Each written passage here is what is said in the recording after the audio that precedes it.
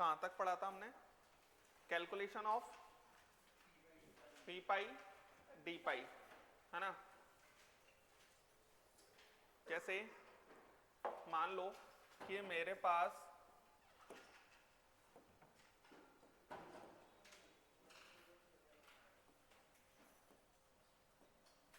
PO4 3 negative ये है, ठीक है।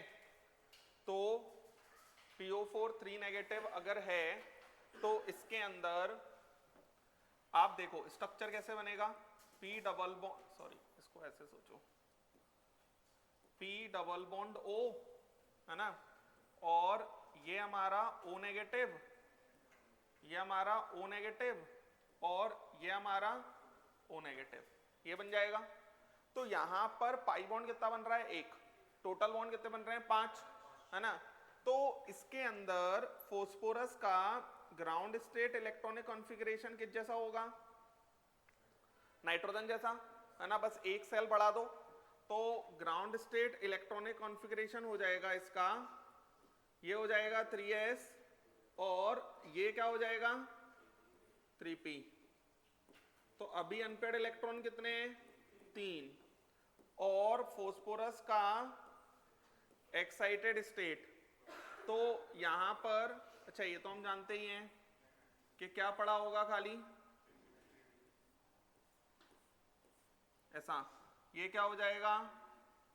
3D। तो इसके अंदर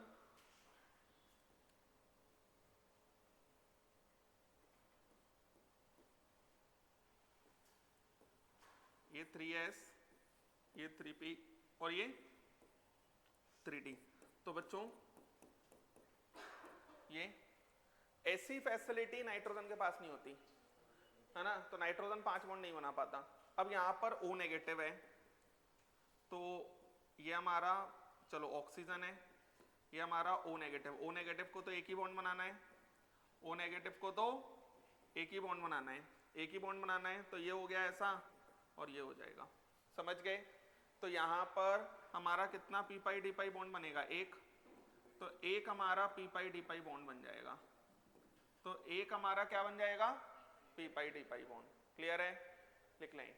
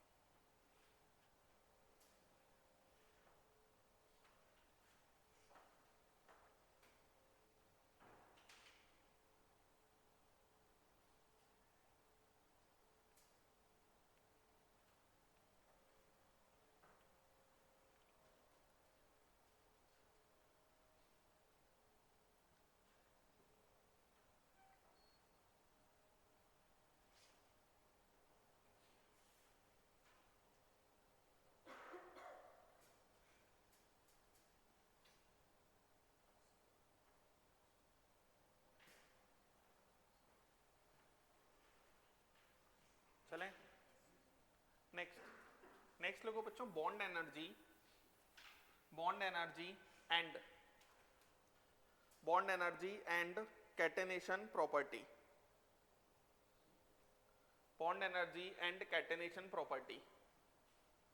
कैटेनेशन प्रॉपर्टी समझते हैं?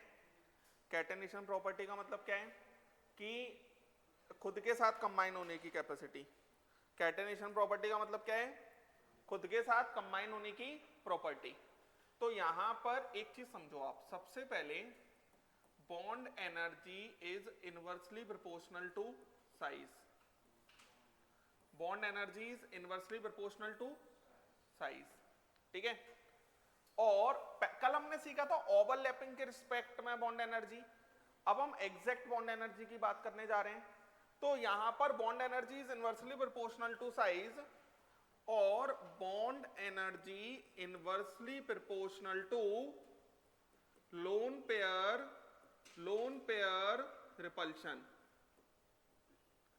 Loan pair repulsion, lone pair repulsion. ये जो लोन पेयर रिपल्शन है ये applicable only for second period elements, applicable only for second period elements. बात समझ में आ रही है? सिर्फ और सिर्फ सेकेंड पीरियड एलिमेंट्स के लिए एप्लीकेबल होगा।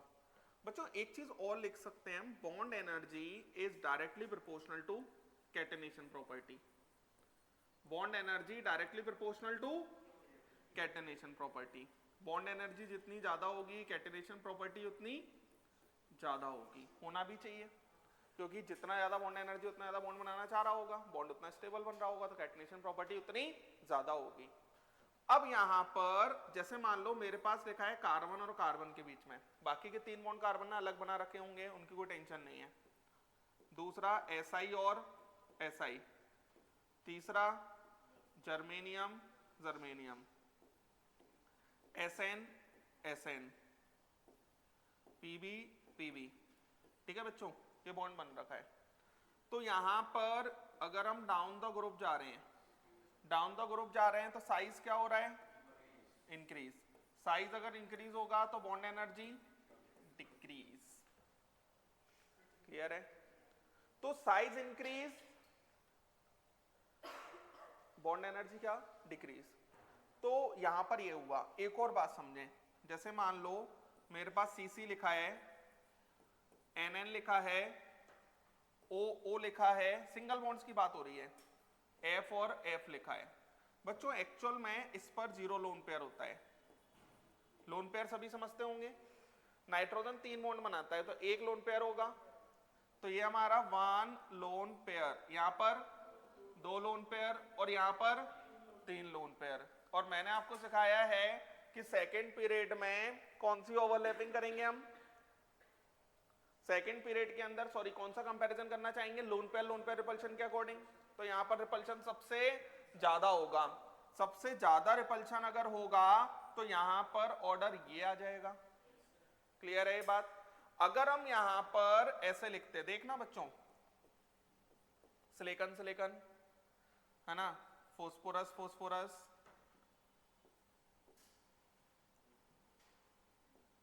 सल्फर सल्फर, क्लोरीन क्लोरीन, ठीक है, ये अगर हम ऐसे लिखते तो यहां पर हमें लोन पेयर रिपल्शन नहीं देखना, तो सेकंड पीरियड में देखना था वो। तो लेफ्ट टू राइट जाने पर साइज क्या होगा? डिक्रीज। साइज डिक्रीज तो बॉन्ड एनर्जी इंक्रीज। तो यहां पर बॉन्ड एनर्जी का ऑर्डर बच्चों ये आ जाएगा। ये बात समझ गए? समझे आप? पता है आपको, जैसे NN और PP में अगर मैं कंपेयर करूं तो PP की ज्यादा होगी, यहां पर ऐसा हो जाएगा, यहां पर ऐसा हो जाएगा। क्यों? वही यहाँ लोन पेयर रिपल्शन है, यहाँ है नहीं, और इसमें तो ऐसा ही होगा क्योंकि यहाँ लोन पेयर है ही नहीं। ये बात समझ में आया? तो पूरे में अगर हम देख पा रहे हैं तो हमें समझ में आ रहा है कि कार्बन कार्बन की बॉन्ड एनर्जी काफी ज्यादा होती है, इसलिए कैटेनेशन प्रॉपर्टी कार्बन की बहुत ज्यादा होगी। सिलिकॉन की भी कैटेनेशन प्रॉपर्टी ठीक ठाक होती है, लेकिन कार्बन जितनी नहीं होती। बात समझ में आया? तो ये हमारा इस तरीके से कुछ बॉन्ड एनर्जी की बात होगी। जनरली जो बॉन्ड एनर्जी का ऑर्डर आएगा ना, PP के बाद NN आएगा, फिर फोर्थ आएगा, फिर फिफ्थ आएगा, तो थर्ड, फिर सेकेंड, फिर फोर्थ, फिर फिफ्थ, ऐसा ऑर्डर आएगा बॉन्ड एनर्जी का। बात समझ में आया? पहले इतना लिखें आप।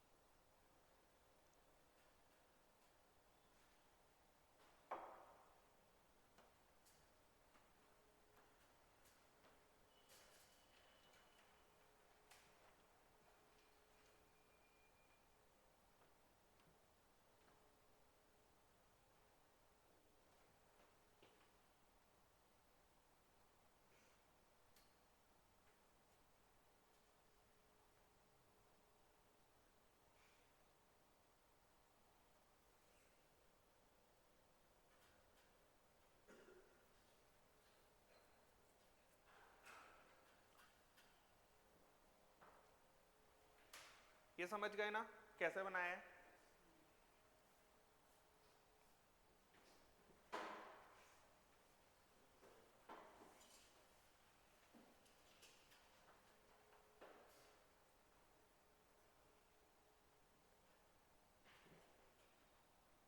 चले आगे।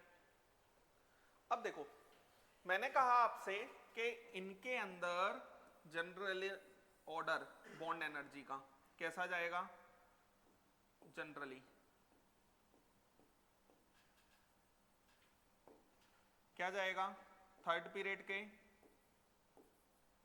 के एलिमेंट्स आएंगे दोनों आपस में, है ना। उसके बाद सेकेंड, उसके बाद फोर्थ, और फोर्थ पीरियड के बाद फिफ्थ। क्लियर है? लेकिन बट इन हैलोजन्स के बाद Cl2 के बाद कौन आना चाहिए? F2, जो मैंने सिखाया उसके अकॉर्डिंग। लेकिन Cl2 के बाद Br2 आता है, फिर F2 आता है, फिर I2 आता है। ये बात समझ में आ रही है? बहुत ज्यादा पूछा जाने वाला क्वेश्चन है बॉन्ड एनर्जी का ऑर्डर। क्लियर है? ये मतलब कैलकुलेटेड वैल्यू पर बेस्ड है। नॉर्मली Cl2 के बाद F2 आना चाहिए था, लेकिन आ कौन रहा है? Br2। लिख लें।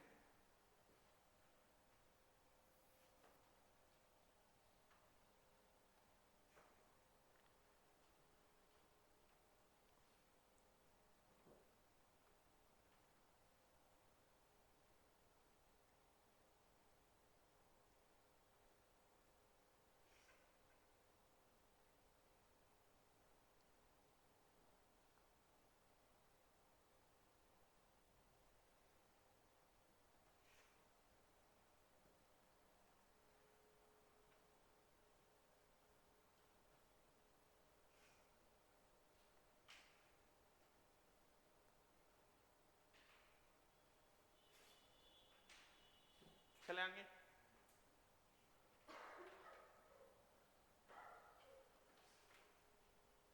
हटाओ। नेक्स्ट, अब हम पढ़ते हैं बच्चों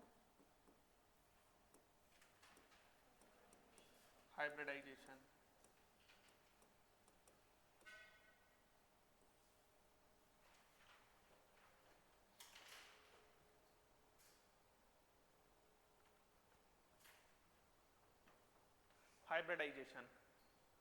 हाइब्रिडाइजेशन की अगर हमें बात करनी है तो हाइब्रिडाइजेशन आया कहां से और क्यों आया और इसकी नीड क्या पड़ी। तो सबसे पहले हम ये सीखते हैं कि दिक्कत क्या थी।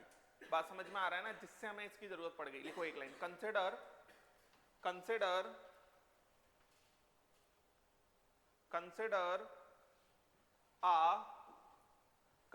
a CH4 molecule. Consider a CH4 molecule. Here 3 sp bonds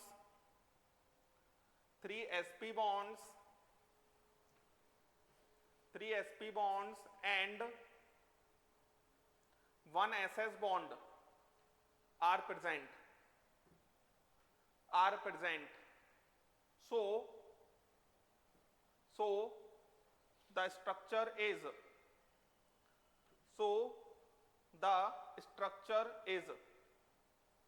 देखो इधर, जैसे अगर हम बात करते हैं CH4, तो ये हमारा CH4 है।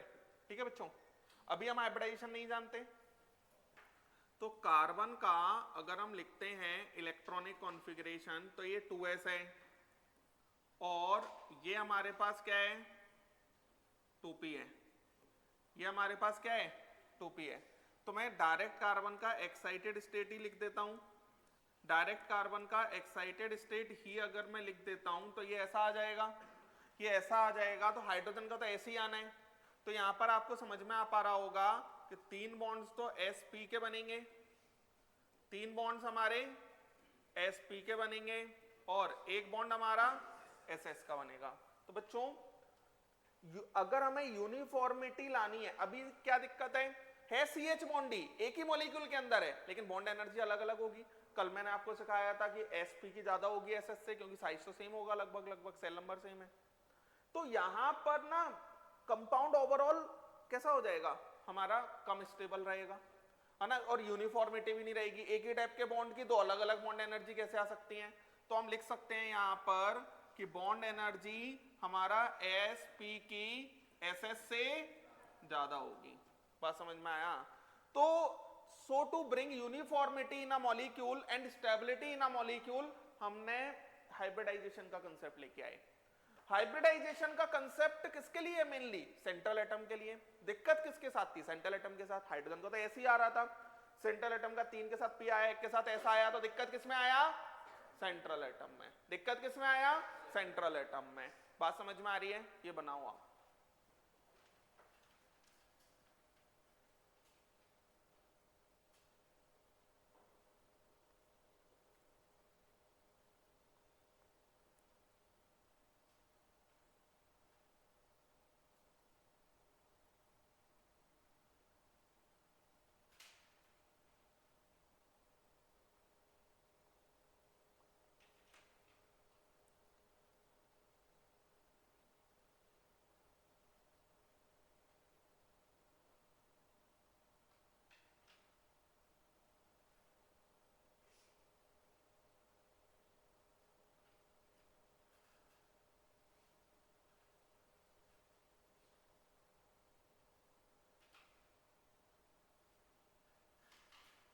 एक लाइन लिखो।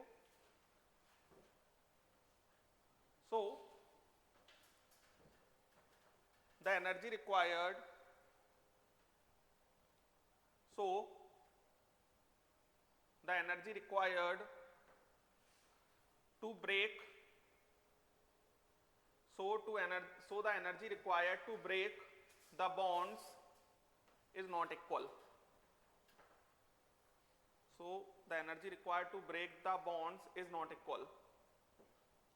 Not equal. So to bring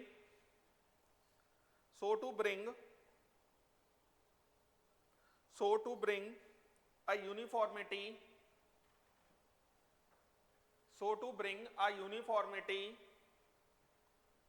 and stability in the molecule,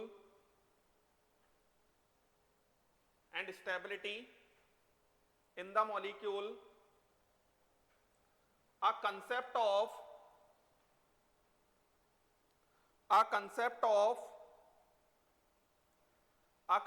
hybridization was introduced. A concept of hybridization was introduced. Hybridization was introduced. Hybridization was introduced. लिखो, नेक्स्ट लाइन चेंज करके लिखना। Hybridization is the mixing of orbitals,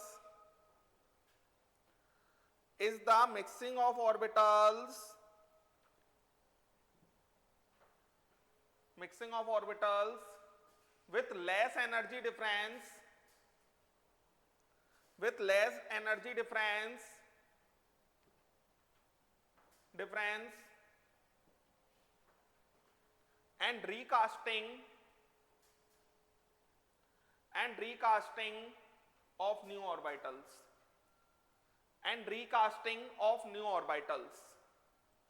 and recasting of new orbitals, तो बच्चों hybridisation क्या होता है? Mixing of atomic orbitals of less energy difference and recasting of new orbitals. जैसे कि ये कार्बन है, तो कार्बन का 2s हमारा बॉन्डिंग करना चाह रहा था और 2p, 2s और 2p ये हमारे बॉन्डिंग करना चाह रहे थे, एक्साइटेड स्टेट में ही लिख देते हैं। इनको मिक्स कर दिया। मिक्स ऐसा नहीं है किसी को भी कर सकते हैं, जिनकी एनर्जी डिफरेंस कम होगी उन्हीं को मिक्स किया जा सकता है। तो 2s और 2p को मिक्स कर दिया, तो जितने एटॉमिक ऑर्बिटल्स को मिक्स करते हैं उतने ही हाइब्रिडाइज्ड ऑर्बिटल बनते हैं। तो यहां पर 4 हाइब्रिडाइज्ड ऑर्बिटल्स बनेंगे। 4 हाइब्रिडाइज्ड ऑर्बिटल्स का नाम क्या होगा? एक s का मिलाया, 3 p के मिलाए तो sp3, चारों का नाम sp3, एक जैसे हो गई है। एक जैसे हो गए और सबके पास अभी भी एक एक इलेक्ट्रॉन ही है, कोई टेंशन वाली बात नहीं है। तो हाइब्रिडाइजेशन पहले होगा, बॉन्ड बाद में बनेगा, तभी तो हाइब्रिडाइजेशन का फायदा है, नहीं तो हाइब्रिडाइजेशन का फायदा ही नहीं है। और यहां पर अगर हम बात करते हैं shape of hybridised orbital, shape of hybridised orbital, ये हमारी कैसी शेप होगी, ऐसी। तो हाइब्रिडाइज्ड ऑर्बिटल की शेप ऐसी होती है। तो यहां पर जो इलेक्ट्रॉन डेंसिटी है ना, 98% इलेक्ट्रॉन डेंसिटी इस लोब में होती है, 98% electron density in bigger lobe. बात समझ में आ रही है?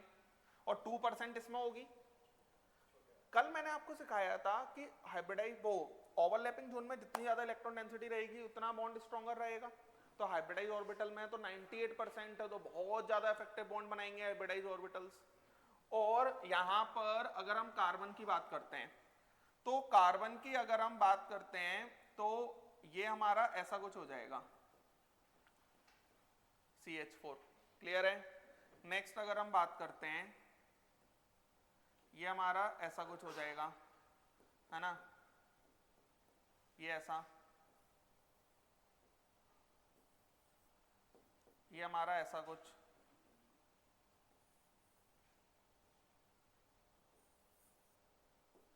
ये हमारा ऐसा कुछ। सारे के सारे बॉन्ड्स कैसे हैं, sp3s, सारे के सारे बॉन्ड्स sp3s। आता है समझ? तो सारे के सारे बॉन्ड हमारे sp3s, है ना, इसका मतलब भी समझ गए होंगे आप, ये sp3s हो गया। क्लियर है? मतलब अब अगर मैं एक मॉलिक्यूल में एक ही टाइप का बॉन्ड देखूंगा तो हमेशा एक ही टाइप की बॉन्ड एनर्जी होगी उसकी। बात समझ में आया? और ये वाला बॉन्ड, ये जो नॉर्मल बॉन्ड बन रहे थे उनसे बहुत ज्यादा स्ट्रॉन्गर होगा। ये जो शेप बनता है टेट्राहेड्रल शेप कहलाता है, और इसमें हर बॉन्ड हमारा कितना एंगल होता है, 109.5 डिग्री। ये बात समझ में आया? या 109 डिग्री 28 मिनट, है ना। तो ये हमारा इस तरीके से हो जाएगा। तो होता क्या है, अब सेंट्रल एटम आएगा, उसके ऑर्बिटल्स आएंगे, पहले वो मिक्स होके एक जैसे बनना चाहेंगे, फिर उसके बाद में एक पर्टिकुलर हमारा ज्योमेट्री में अरेंज हो जाएंगे। पर्टिकुलर ज्योमेट्री में अरेंज होने के बाद में फिर वो बॉन्डिंग करेंगे। तो जो बैलेंस बॉन्ड थ्योरी था वो सही था, लेकिन हाइब्रिडाइजेशन आने के बाद में पहले हाइब्रिडाइजेशन करो फिर ओवरलैपिंग करो। क्लियर है? और hybridize orbitals much better overlapping करते हैं। बात समझ में आया? लिख लें।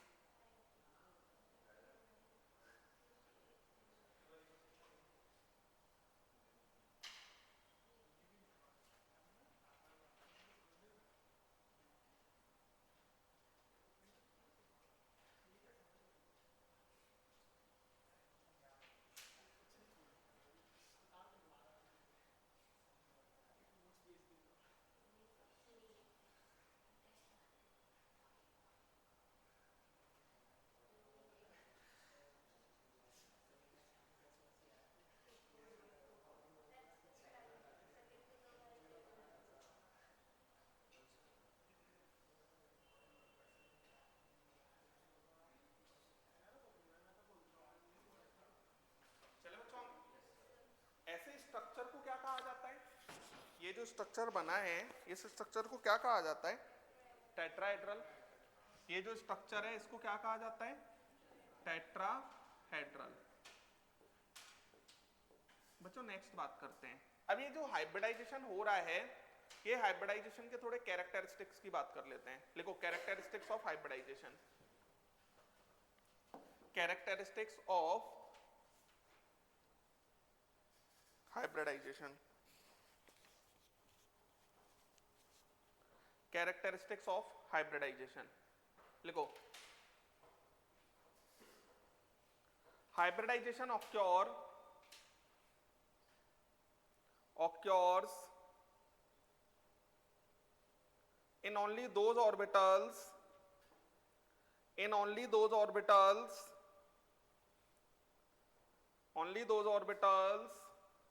which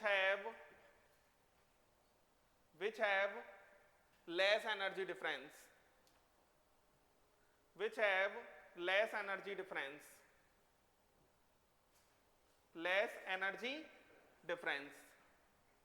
For example,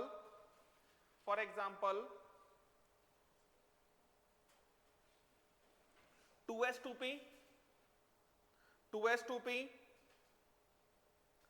and 3s3p mixing and 3s3p mixing, 2s2p and 3s3p mixing are allowed, but not 2s3s and 2p3p. समझ पा रहे हैं? But not 2s3s and 2p3p. Clear है? नेक्स्ट पॉइंट लिखो। In the formation of a chemical bond,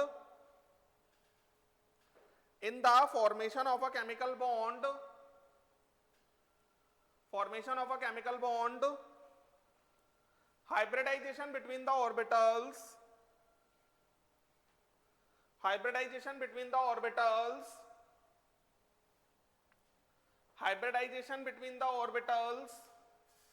will take place first. Hybridization between the orbitals will take place first, and then overlapping will be done. Overlapping will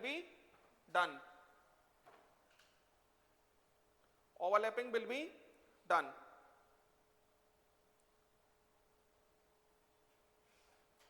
Next point लिखो।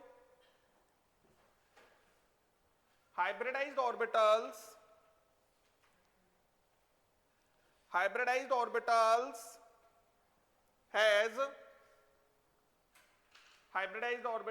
have same shape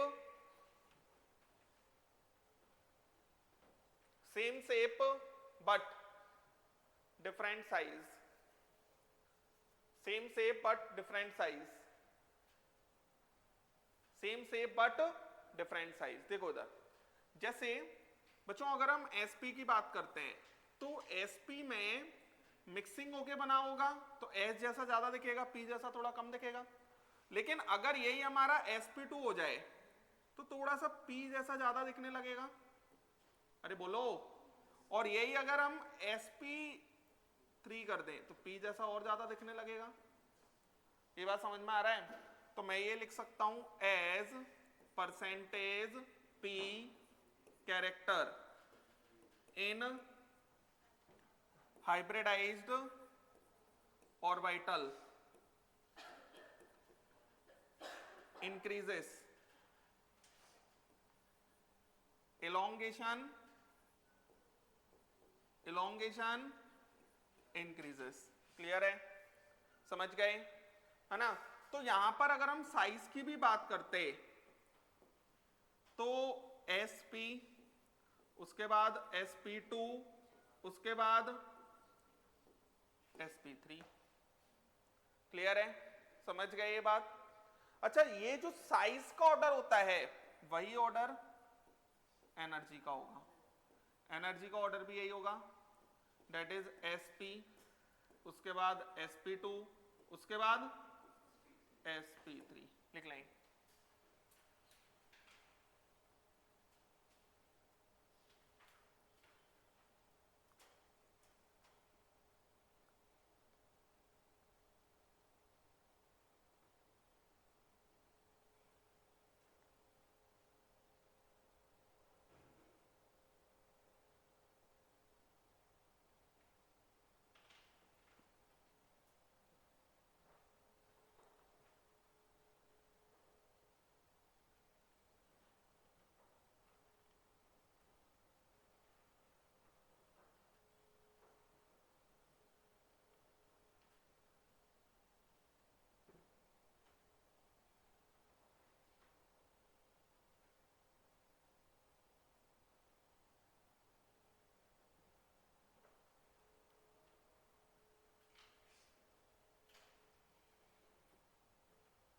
चलेंगे next.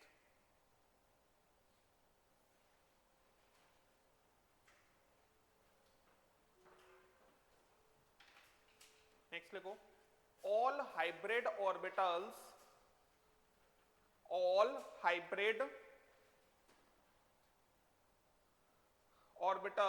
have directional property,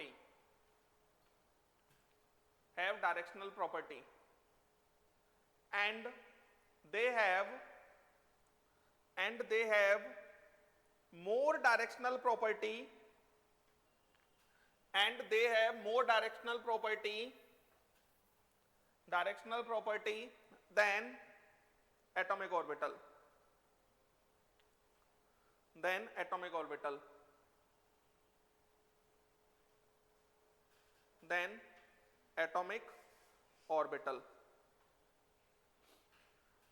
next एक line और लिखो, as direction of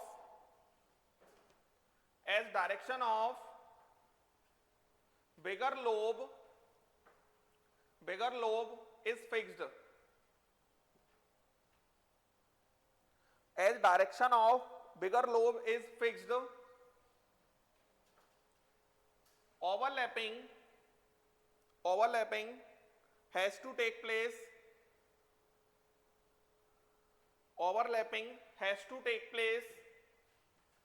in that particular direction only,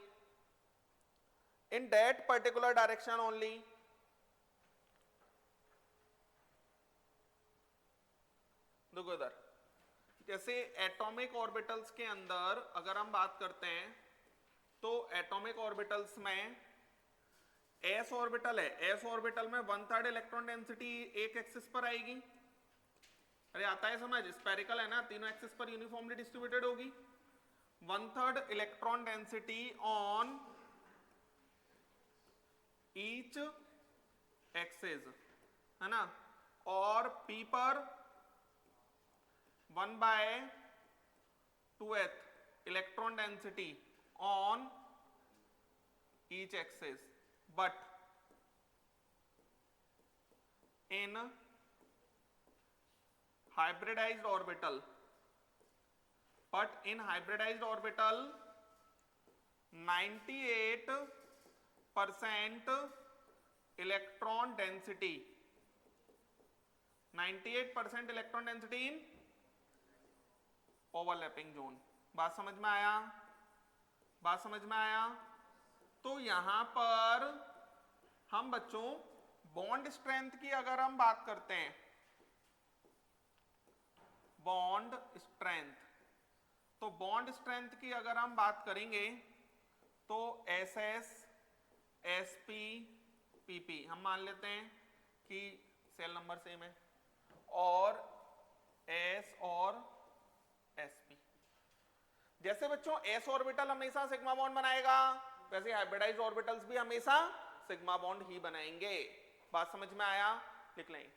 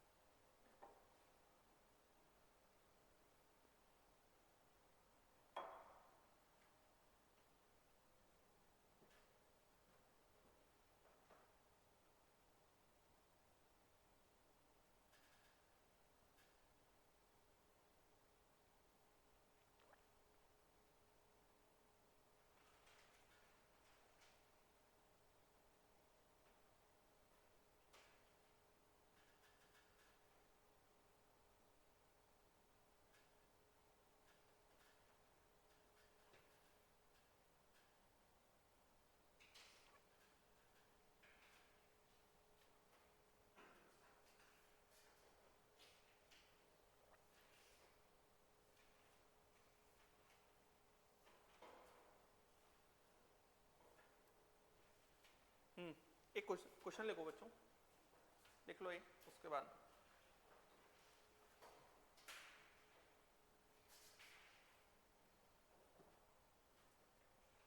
when pure 2s when pure 2s and pure 2p and pure 2p orbitals involve in bonding of CH4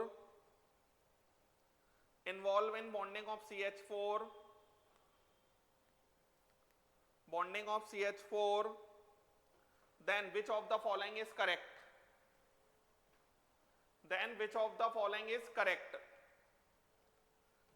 अब इसने कहा मान लो hybridisation नहीं हो रहा तो क्या होगा? then which of the following is correct? First point wise लिखो, ए ऑप्शन लिखो. Geometry will be tetrahedral.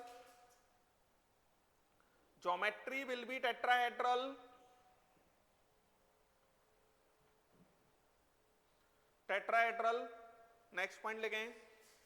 Bond angle is 109.5 degree. 109.5 degree.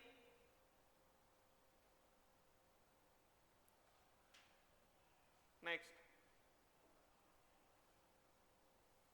3 CH bonds have equal strength. 3 CH bonds have equal strength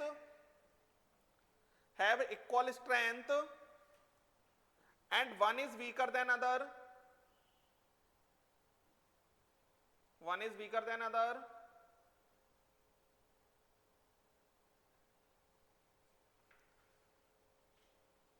Three CH bonds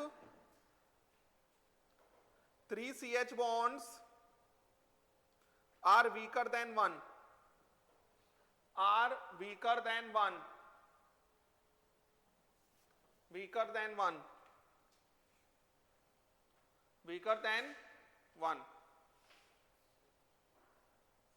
next point लिखो, और भी options.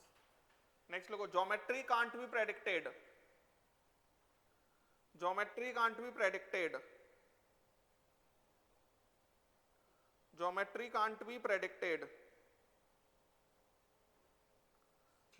can't be predicted. Next point लिखो, 3 CH bonds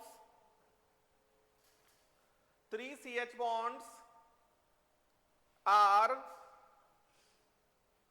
present at right angle to each other. 3 CH bonds are present at right angle to each other.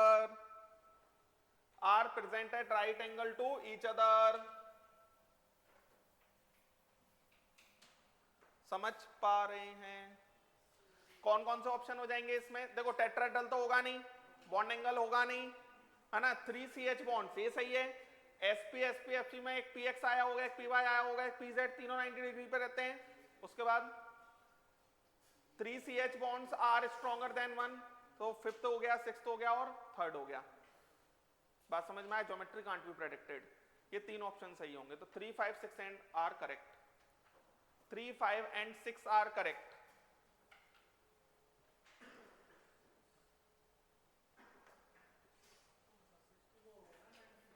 हाँ. Next, अगर हम बात करते हैं बच्चों स्ट्रेंथ ऑफ बॉन्ड, अगर हम स्ट्रेंथ ऑफ बॉन्ड की बात करते हैं तो जैसे हाइब्रिडाइज्ड ऑर्बिटल्स में ही अगर मुझे स्ट्रेंथ निकालनी हो, sp sp, sp sp2,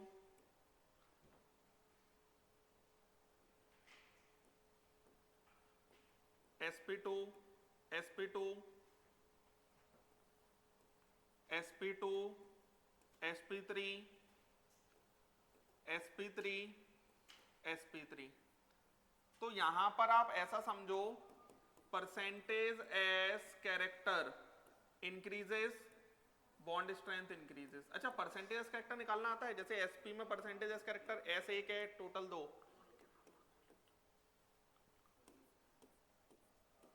समझ गए ना? इसमें परसेंटेज एस कैरेक्टर 50% है, इसमें परसेंटेज एस कैरेक्टर 25. क्लियर? कोई तकलीफ है? समझ गए आप क्या कहा गया? लिख लें।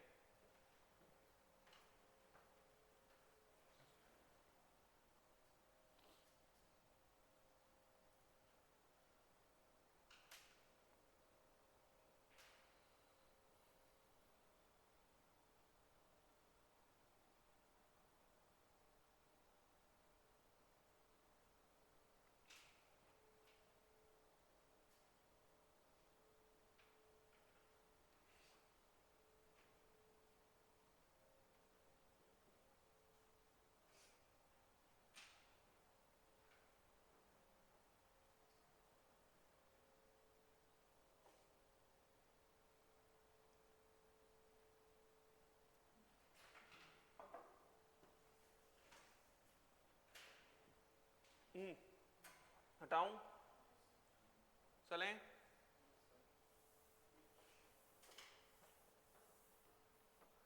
Next, determining type of hybridization, determining type of hybridization of central atom, type of hybridization of central atom। इसके लिए हम क्या करते हैं बच्चों? Total number of hybridize orbitals count करते हैं, और THO को कहा जाता है number of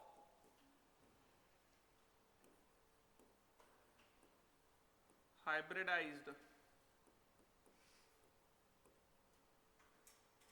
orbitals, number of hybridized orbitals. तो बच्चों total number of hybridized orbitals होते हैं number of sigma bond plus number of lone pair, number of sigma bond plus number of lone pair, that is total number of hybridized orbitals। तो यहां पर pi bond का hybridisation से कोई लेना देना नहीं होता, बात समझ में आ रही है?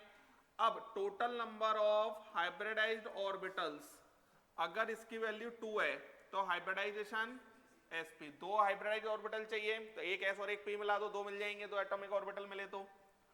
3 में sp2, 4 में sp3, 5 में sp3d, 6 में sp3d2, 7 में sp3d3। ऐसे होता है, क्लियर है? कौन सा किस में कंबाइन होगा ये बात तो अभी हम आगे करेंगे, लेकिन इस तरीके से सीखना है। अब जैसे मान लो कि मेरे पास H2O लिखा हुआ है, तो H2O में ऑक्सीजन पे लोन पेयर देखो, बैलेंस सेल में 6 इलेक्ट्रॉन होते हैं, 6 में से 2 बॉन्ड बना रखे हैं, 4 इलेक्ट्रॉन, 4 इलेक्ट्रॉन का मतलब 2 लोन पेयर। तो total number of hybridised orbital कितने होंगे? तो number of sigma bond plus number of lone pair 4, 4 का मतलब इसका हाइब्रिडाइजेशन हो जाएगा sp3। ये बात समझ में आया? सेम इसी तरीके से अगर मैंने लिखा NH3 तो एक लोन पेयर आएगा, एक लोन पेयर अगर आएगा तो total number of hybridised orbital ये हमारे पास 3 + 1 4 sp3। बोलो कोई तकलीफ? चले आएंगे, है ना? अब एक बात और समझो, जैसे बेंजीन है, बेंजीन को लॉजिकली देखा जाए तो ऐसा होता है, फिर वो रेजोनेंस होता है, वो बात अलग है। यहां पर कार्बन से बात करो, कितने सिग्मा बॉन्ड है? 3, टोटल बॉन्ड कितने हैं? 4, तो लोन पेयर कितने हैं? 0। तो बेंजीन के अंदर हर कार्बन का हाइब्रिडाइजेशन sp2। ये बात समझ में आया? अगर मैं यहां पर लिखूं all atoms in C6H6 are sp2 hybridized, ये लाइन सही है क्या? नहीं, गलत है। Carbon atoms are sp2 hybridized, hydrogen atom not hybridised.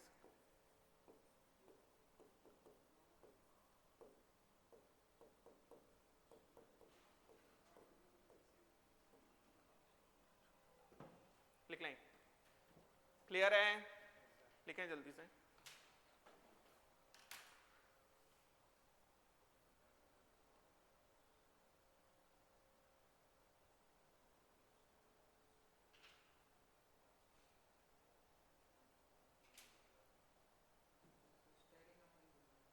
हाँ हाँ, स्टाइरिक नंबर भी बोल देते हैं।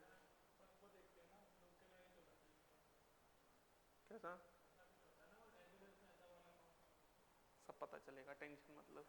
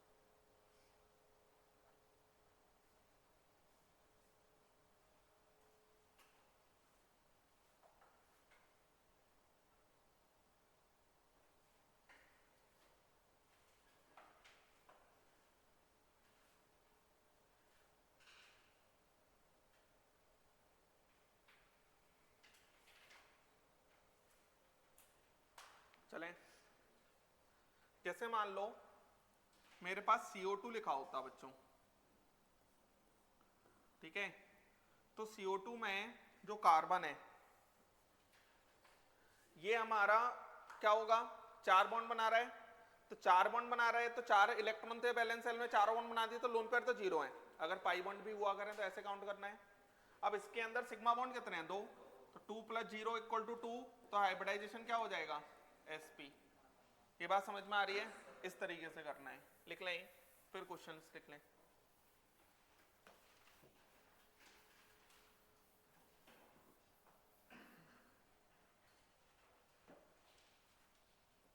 क्वेश्चन में लिख लेना, फाइंड हाइब्रिडाइजेशन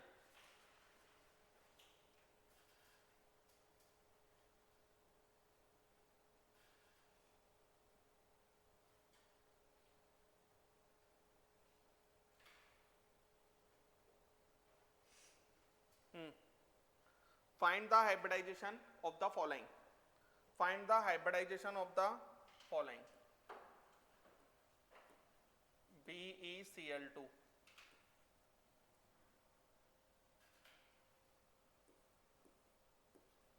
CO2, HgCl2,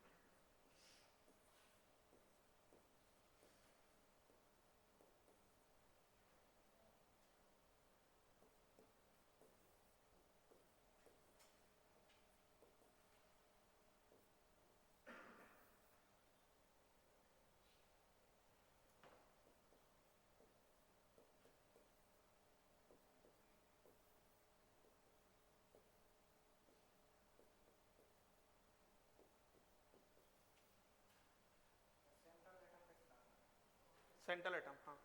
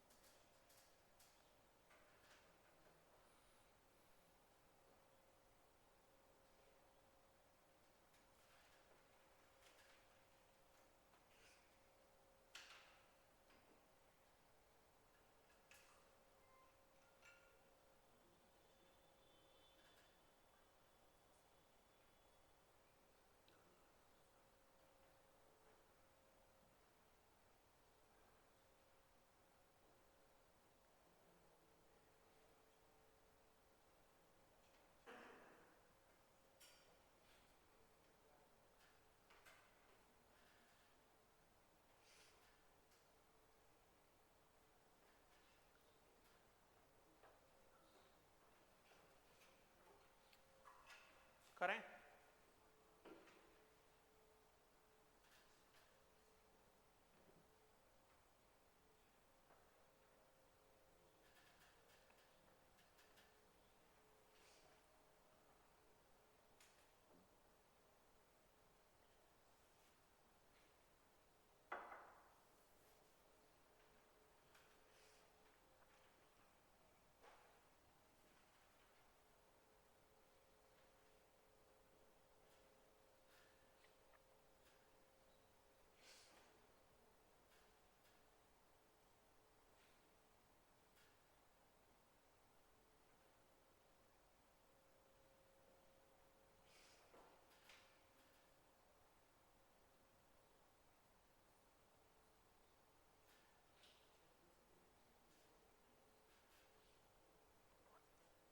देखो इधर BeCl2, इससे बात कर लेते हैं, ठीक है बच्चों।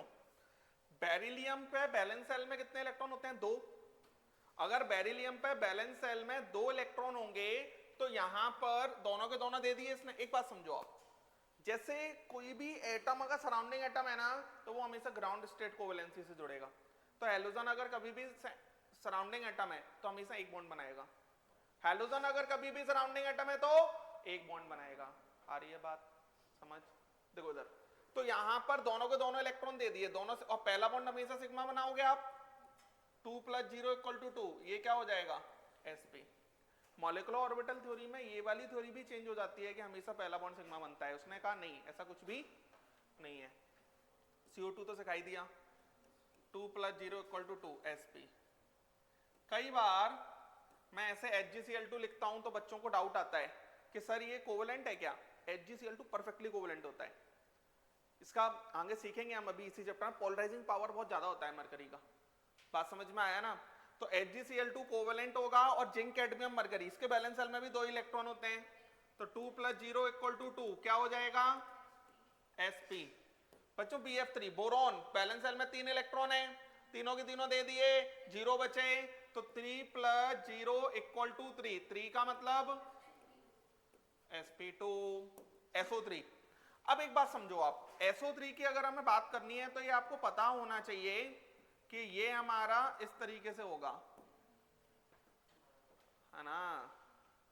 तो अगर ये हमारा इस तरीके से होगा तो 6 इलेक्ट्रॉन्स हैं बैलेंस सेल में, 6 के 6 चले गए, 0 बचे। तो सिग्मा बॉन्ड कितने हैं? 3। 3 + 0 = 3। 3 का मतलब sp2। क्लियर है? SO2 ये भी बना लो। अगर आप SO2 बनाओगे तो 6 में से 4 चले गए, एक लोन पेयर, क्या हो जाएगा? तो 2 + 1 = 3। 3 का मतलब बोलो। ओजोन से बात करो बच्चों, ओजोन का ऐसा स्ट्रक्चर होता है, ऑक्सीजन 2 यहां चले गए, 2 यहां चले गए, कोऑर्डिनेट बॉन्ड में दोनों चले जाते हैं, एक लोन पेयर। कितने सिग्मा बॉन्ड है? 2। 2 + 1 = 3। 3 का मतलब sp3 नहीं है, sp2। हाँ sp2। अब NO2 नेगेटिव। बच्चों एक बात समझो आप, ये जो चार्ज आयंस होते हैं ना, इनमें कई बार हम कंफ्यूज भी हो जाते हैं। चार्ज आयन को निकालने का, हाइब्रिडाइजेशन निकालने का सेंट्रल एटम का एक तरीका है 1 × valence shell of nitrogen plus 2 × valence shell of oxygen. Negative है तो +1। ये कितना हो रहा है? 18। 18 / 8 कर दो। अगर हाइड्रोजन होगा तो 2 कर देंगे, अदर देन हाइड्रोजन है तो 8।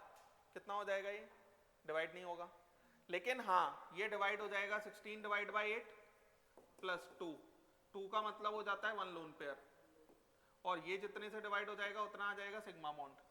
तो 2 सिग्मा + 1 लोन पेयर = कितना हो जाएगा? 3। 3 का मतलब हाइब्रिडाइजेशन कितना हो जाएगा? sp2। क्लियर? तो चार्ज स्पीसीज का ऐसा ही निकालो, समझ में आया? तो आपको कभी कंफ्यूजन होगा ही नहीं। चार्ज स्पीसीज का ऐसे ही निकालो। देखो इधर CF4, इसमें तो कोई टेंशन ही नहीं है। हाइब्रिडाइजेशन 4 + 0, 4 + 0 = 4, कितना हो जाएगा? sp3। ठीक है ना बच्चों? XeO4 से बात कर लेते हैं थोड़ी सी। XeO4 से बात करने के लिए सबसे पहले तो आपको XeO4 का स्ट्रक्चर पता होना चाहिए। हमेशा ऑक्सीजन सराउंडिंग एटम है तो 2 बॉन्ड बना रहा होगा, डबल ऐसा। ज़ेनॉन पे बैलेंस सेल में 8 इलेक्ट्रॉन होते हैं, 8 के 8 चले गए, कितने बचे? 0। तो ये हमारा 4 + 0 = 4। 4 का मतलब sp3। क्लियर है? नेक्स्ट, डबल बॉन्डो, डबल बॉन्डो, डबल बॉन्डो, एक लोन पेयर। तो अभी भी 3 + 1 = 4। 4 का मतलब sp3। S3O पॉजिटिव, फिर से चार्ज आयन आ गया, तो हाइड्रोजन के 3 + 6 -1 8। 8 / 2 = 4। 4 का मतलब sp3। समझ में आ गया? ये भी कैसा है? चार्ज है। अब ये चार्ज है तो देखना, ये अगर चार्ज है कैसे क्या होगा? SnCl3 negative. आप इसको ऐसे याद रखो कि किस फैमिली का है, कार्बन। कार्बन फैमिली का तो बैलेंस सेल में 4 होंगे, तो बैलेंस सेल में अगर 4 होंगे तो 4 + 3 इंटू 7 + 1 कितना हो रहा है ये 26, 26 डिवाइडेड बाय 8, तो 3 सिग्मा 1 लोन पेयर। आया समझ? 4 का मतलब sp3। क्लियर चल रहा है? 4 का मतलब sp3। बोलो, पहले इतना कर लो, फिर मेरे को स्पेस चाहिए ना। समझ पा रहे हैं ना कैसे क्या करना है? तो चार्ज स्पेसिस का हमेशा इसी तरीके से निकालो, आपको दिक्कत नहीं आएगी।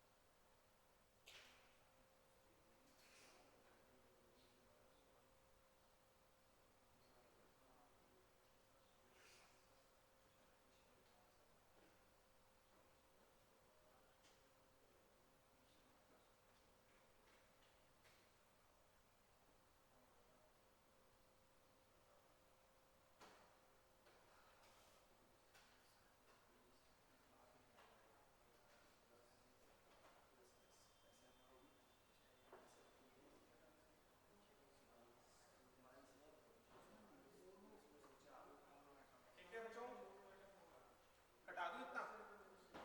हाँ देखो जरा, मैं ना थोड़ा अलग से लिख देता हूँ।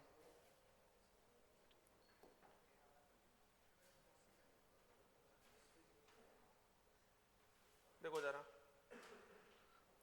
क्वेश्चन कौन सा करना है हमको, 14 ना, तो 14 क्वेश्चन भी सेम ही है। और जो कई बार क्या होता है ना कि वो ऐसे क्वेश्चंस देके कोई नीचे का एलिमेंट देके और वो लोन पेयर पूछता है आपसे, नंबर ऑफ लोन पेयर्स, ऐसे जेई में बहुत सारे क्वेश्चन आते हैं।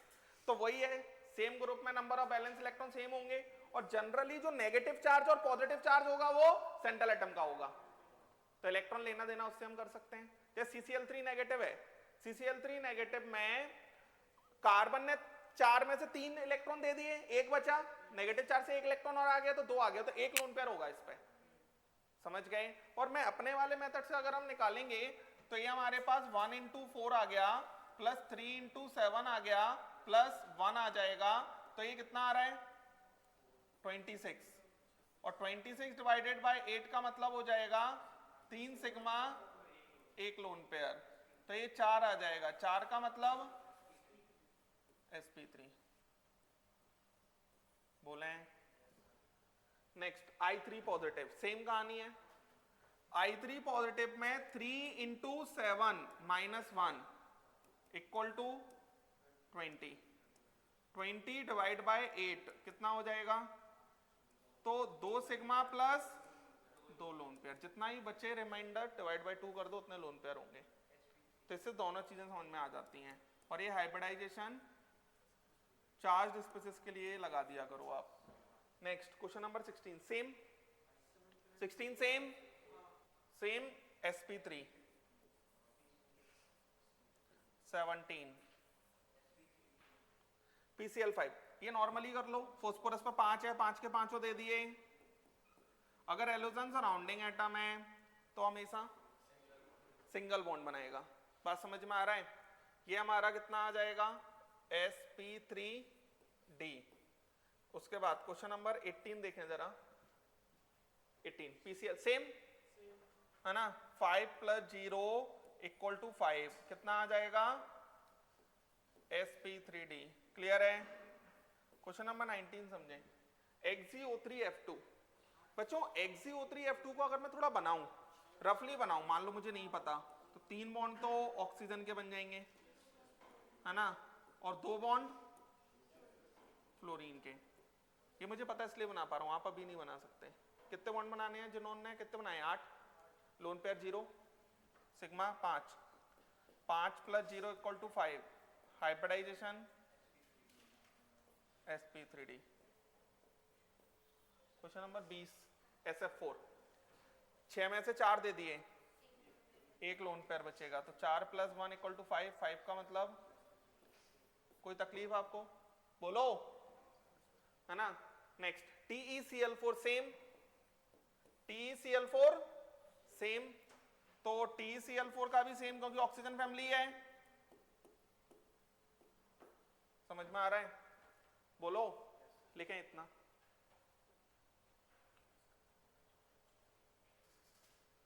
ये हटा देता हूं, अरे आ रहा है ना, ये हटा देते हैं। सारी कहानी हाइब्रिडाइजेशन से ही चलनी है। कौन सा, हाँ sp3d आएगा, वो तो 5 के अकॉर्डिंग।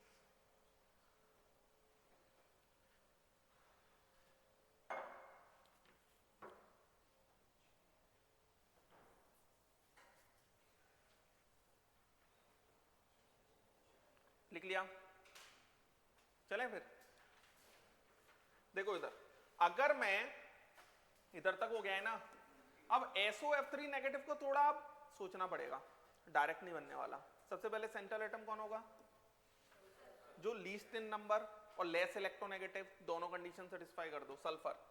अब सल्फर से अगर मैं बात करता हूं थोड़ी सी, तो ये डबल बॉन्ड O दिखता है ना, और डबल बॉन्ड O दिखने के बाद फ्लोरीन फ्लोरीन और ये फ्लोरीन ऐसा दिखता है। तो 5 में से 6 में से 5 इलेक्ट्रॉन तो चले गए, तो नेगेटिव का आ गया, तो एक लोन पेयर आ गया, आया समझ। तो ये हमारा 4 प्लस 1 इक्वल टू 5, 5 का मतलब sp3d, ये कहानी बनेगी। बच्चों अब मान लो आपको वहां पर क्लिक नहीं किया, तो आप मेरे वाले मेथड से कर दो जो मैंने सिखाया आपको। क्या, 6 प्लस 6 प्लस 3 इंटू 7 प्लस 1, ये कितना हो जाएगा 12 प्लस 21 33, 33 और 1 34, 34 डिवाइड बाय 8, तो 34 डिवाइडेड बाय 8 कितना आ जाएगा, कितना, सेम कहानी बनेगी जो यहां आ रही है। तो कई बार ये हेल्प कर देगा स्ट्रक्चर बनाने में, बात समझ में आ रहा है, कई बार हेल्प कर देगा ये स्ट्रक्चर बनाने में। नेक्स्ट क्वेश्चन नंबर 23 की अगर हम बात करते हैं तो XGF2, ये तो आसान है, 8 में से 2 चले गए तो 3 लोन पेयर हो जाएंगे, तो 2 + 3 = 5, 5 का मतलब sp3d NSF3। अब ये समझना, NSF3 में सेंट्रल एटम कौन होगा, NSF3 में सल्फर, हाँ कौन रहेगा, सल्फर। तो ये थोड़ा सा ट्रिकी क्वेश्चंस हैं। तो सल्फर अगर सेंट्रल एटम होगा तो नाइट्रोजन 3 तो फ्लोरीन है, तो ये तो आ गए फ्लोरीन, नाइट्रोजन के साथ ट्रिपल बॉन्ड बनेगा, समझे। तो 6 में से 4, 4 + 0 आ रहा है, PSF3 में भी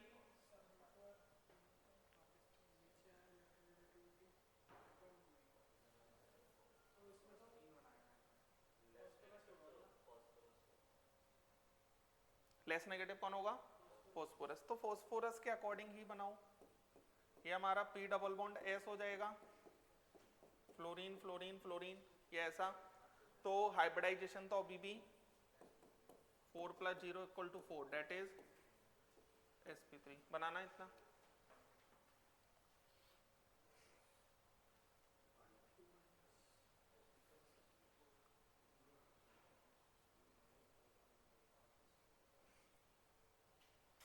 बढ़िया क्वेश्चन सही है, समझ में आ रहा है ना, इनसे थोड़ा हमारा दिमाग चलेगा।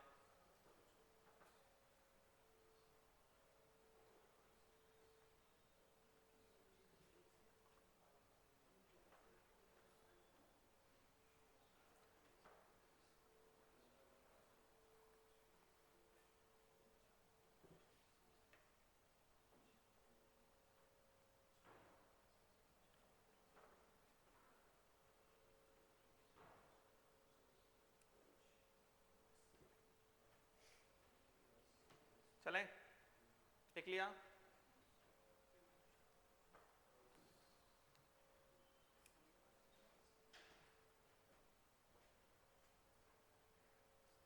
चलें क्या आगे, चलो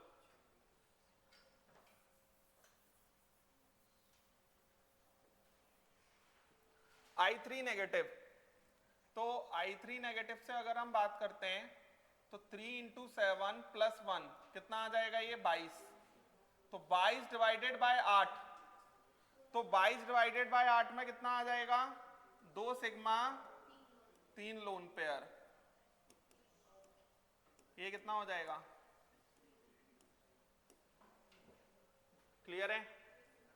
सेम कहानी इसकी भी बनेगी, तो 27 का भी आंसर तो सेम आएगा, दैट इज sp3d। 28 को देखो, 28 को 8 + 5 × 7 -1 कितना आ रहा है, 42 divide by 8, 5 sigma 1 lone pair, clear है, कितना आ जाएगा, sp3d2। बात समझ गए।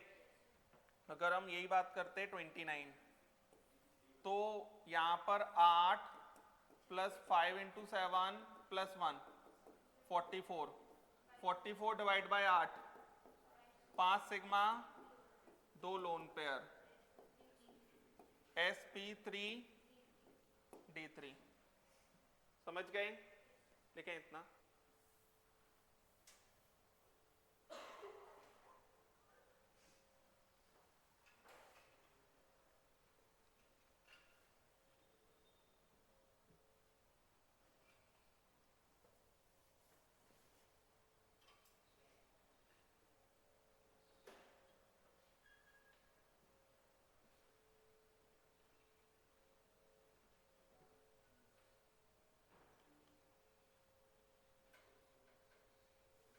क्लियर है ना?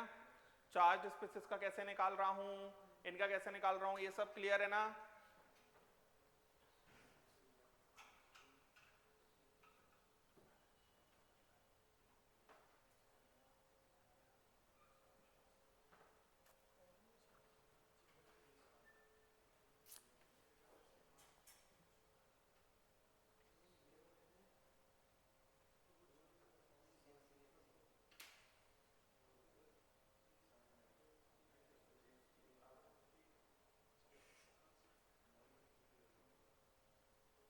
चलें बच्चों, जैसे इस टाइप के कंपाउंड्स अगर होंगे ना तो इनमें तो सेंट्रल एटम जैसा कुछ एग्जिस्ट ही नहीं करता।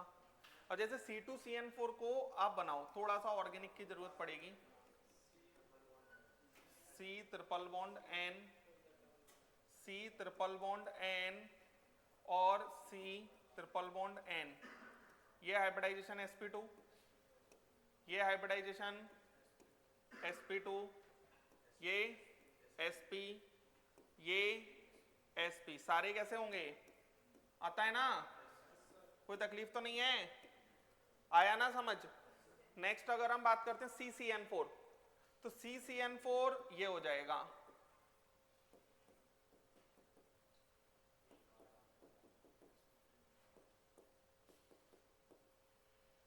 क्लियर? तो ये हो गया sp3 और ये हो गए sp, ये क्या हो गए? हाँ कार्बन ठीक है, इसमें बोल दो आप। बच्चों बेंजाइन बड़ा स्पेशल केस है। बेंजाइन के अंदर अगर हम देखते हैं, देखना जरा, बेंजाइन के अंदर अगर हम देखते हैं तो इन कार्बन्स के साथ तो कोई दिक्कत नहीं है, ये तो sp2, ये भी sp2, ये भी sp2 और ये भी sp2। लेकिन इस वाले से और इस वाले से बात करेंगे तो इस कार्बन पे चारों के चारों बॉन्ड तो बना लिए, क्योंकि हाइड्रोजन तो होंगे ना, नहीं sorry sorry sorry sorry sorry sorry, ये हमारा ऐसा है, 4 बॉन्ड बना लिए, 4 में से 0 लोन पेयर हो गया तो सिग्मा बॉन्ड कितने हैं? 2, तो हाइब्रिडाइजेशन क्या होना चाहिए इनका? sp, इसका हाइब्रिडाइजेशन भी क्या होना चाहिए? sp, लेकिन नहीं आता। इन दोनों का हाइब्रिडाइजेशन क्या होता है? sp2 और sp2, नहीं नहीं रेजोनेंस से नहीं। यहां पर ये जो sp2 हाइब्रिडाइज्ड आ रहा है, एक्चुअल में क्या है? रिंग बनानी है, रिंग के अंदर एंगल चाहिए 120, sp बना लेते हैं तो 180 डिग्री एंगल पर पहुंच जाते हैं। तो इसलिए ये जो पाई बॉन्ड बनाए ना ये वाला, generally pi bond unhybridised orbitals बनाते हैं। कौन बनाता है? अनहाइब्रिडाइज्ड। अभी अगले लेक्चर में ये बहुत डिटेल में आएगा, लेकिन ये वाला पाई बॉन्ड किसने बनाया होगा? हाइब्रिडाइज्ड ऑर्बिटल ने। इसलिए पाई बॉन्ड स्ट्रॉन्ग भी नहीं होता, बहुत वीक होता है। तो बेंजाइन काफी ज्यादा रिएक्टिव होता है, जैसे ही बनता है तुरंत कोई ना कोई अटैक करता है उस पर। बात समझे? तो बेंजाइन के अंदर सारे कार्बन्स sp2 हाइब्रिडाइज होते हैं, ये बात याद रखनी है। क्लियर है? लिख लें।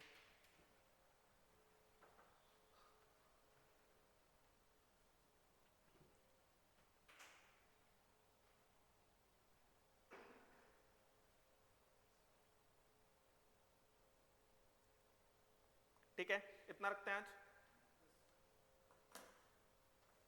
यही पढ़ो अभी आप।